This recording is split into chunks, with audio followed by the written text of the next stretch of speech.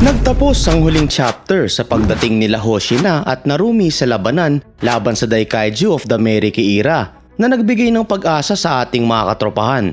Magiging sapat kaya ang Dream Team na ito sa harap ng pinakamalakas na kaiju? Tara na't simulan na natin.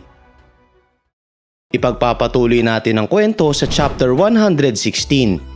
Dito, sinimulang ipaliwanag ni Narumi na 4 years ago sa 1st and 3rd Division Joint Training na simula nung nakilala niya si Hoshina ay hindi niya ito kahit kailan nagustuhan. Pagtingin niya dito ay sumaludo ito sa kanya at lumingon na ulit sa likod. Sa isip ni Narumi ay nagkomento siya na meron niyong type ng mukha na kinamumuhian niya at kamukhang kamukha daw yon ng kapatid no na si Soichiro. Sinubukan niya na lang na hindi pansinin yon at kwinestyon ang pagiging isang rank and file office galing sa 3rd Division. Gayunpaman, bigla siyang may napansin sa katawan ni Hoshina at nang titigan niya iyon maigi ay napansin niya doon ng isang kakaibang aura na inilalabas ng katawan nun. Kaya napakomento siya na meron itong refined signal stream nang hindi kagaya ng sa isang rank and file level. Sa sumunod na eksena, habang naglalakad si Hoshina kasama ang mga kasabayan nito na troop members sa isang hallway, ay nakasalubong ng mga ito si Narumi kasama ang squad niya at tinawag siya nito. Inutusan niya na sumali si Hoshina sa 1st Division kaya nagulat iyon doon. Seryosong pinaliwanag ni Narumi na hindi ito deserve ng 3rd Division at binibigyan niya daw ito ng permission na gamitin ang kanyang talento sa loob ng pinakamalakas na division bilang ang kanyang arms and legs. Tila hindi makapaniwala si Hoshina sa ideya ng pagiging kasapi ng 1st Division habang iningitian lang siya ni Narumi. Gayunpaman, tinurn down siya ni Hoshina at pinaliwanag na napagdesisyonan niya na kung sino ba ang susundan niya. Napatigil dito si Narumi at nagpaalam na si Hoshina sa kanya. Dahil dito ay napatameme siya at napahiya sa mga kasama niya at pinaliwanag niya sa atin na sobrang nagalit siya kay Hoshina sa mga panahon na yun dahil tinurn down siya nito. Tapos nadagdagan pa yung inis niya nang malaman niyang pinili ni Hoshina na maging right hand man ng 3rd Division Captain na si Mina. At sa isang tasteless turn of events pa daw ay tinalo nito ang bawat isang close quarters combat records niya. Matapos yun ay bumalik na tayo sa kasalukuyan sa pagdating niya sa battlefield. At dito ay sinabihan siya ni Hoshina na wag niya itong i-hold back at seryoso siya nitong tinawag na Captain Narumi. Dahil doon ay lalo siyang nairita at napaisip na sobrang ayaw niya sa lalaking to. Nagulat si Mina sa pagdating ni Narumi habang kita ang pagkakaroon ng relief sa mukha nila Keiji at Nogisaka. Sa loob naman ng refuge, agad na napansin ng batang lalaki na iniligtas ni Narumi na dumating siya doon. At dahil dito ay nagsigawan ng mga tao at napacheer sa saya sa pagdating niya.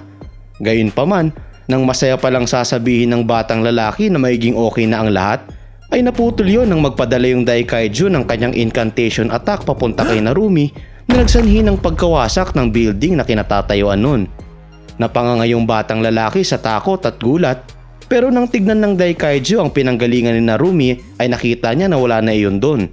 At pagkalingon nito sa kanyang tabi ay nakita niya iyon na walang natamong galos sa kanyang atake. Napatitig naman si Narumi sa halimaw habang sinasabi sa kanyang isipan na nakikita niya ang lahat.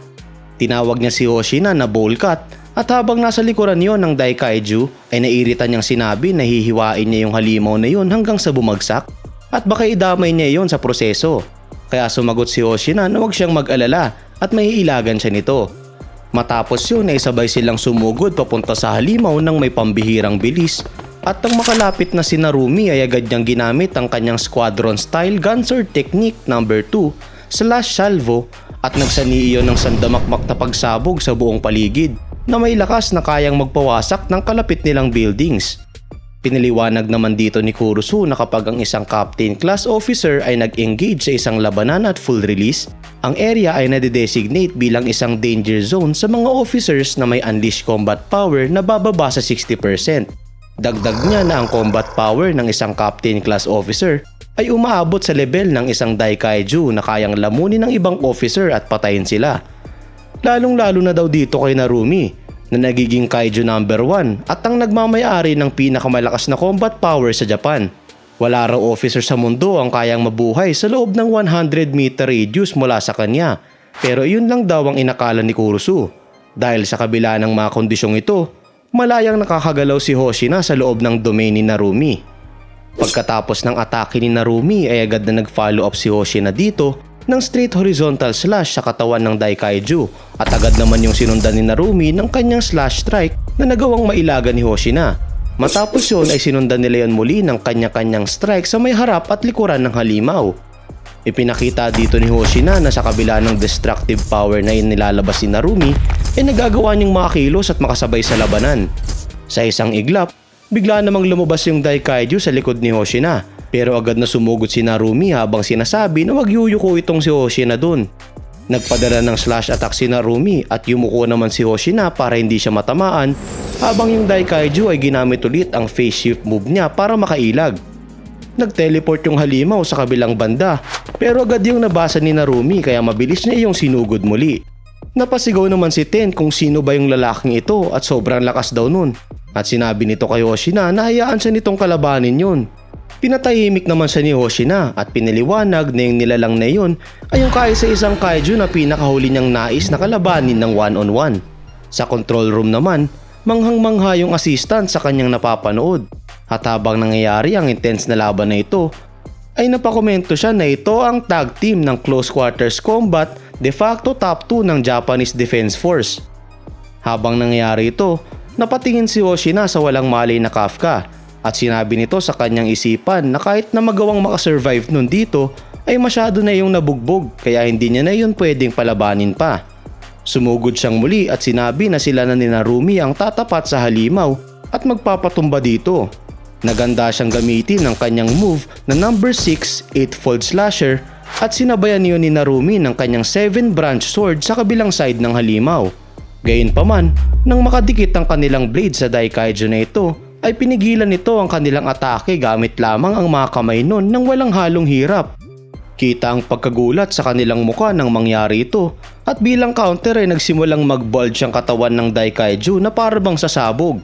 Habang nangyayari yun, ay pumunta tayo sa sitwasyon ni Kafka sa loob ni 8. Habang lumulubog siya sa depth ng kamatayan, ay napamura na lang siya doon dahil naririnig niya silang nakikipaglaban pa habang siya ay wala nang magawa.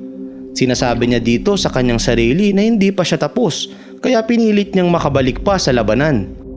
Patuloy niyang pinush ang kanyang sarili na maibalik ang kanyang malay at biglang may nagtanong sa kanya kung iyon ba ang kanyang desire na nagpataka sa kanya.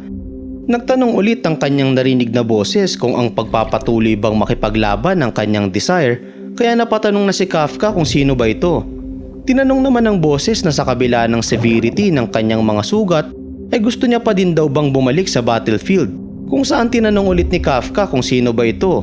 Pero agad niyang brinash off yun at sinabi na lang na hindi na mahalaga kung sino ba yung boses na ito at sumagot siya na iyon ang kanyang desire. Wala daw siyang pakialam kung anong mangyayari sa kanya. Gusto niyang samahan si Mina at yung iba pa niyang teammates at makipaglaban pa. Lumalabas na yung nagtatanong sa kanya dito ay yung misteryosong samurai na nakita niya sa Ryūnei Shrine kung saan siya dinala ni Hoshina at sinabi nito na nauunawaan nito ang gusto niya at kung gayon daw ay sumama siya dito para makaform ng mas malakas na connection sa kanila. Gulat na gulat ang mga mata ni Kafka nang ma-realize niya kung sino ito at biglang may bumagsak na malakas na kulog dito.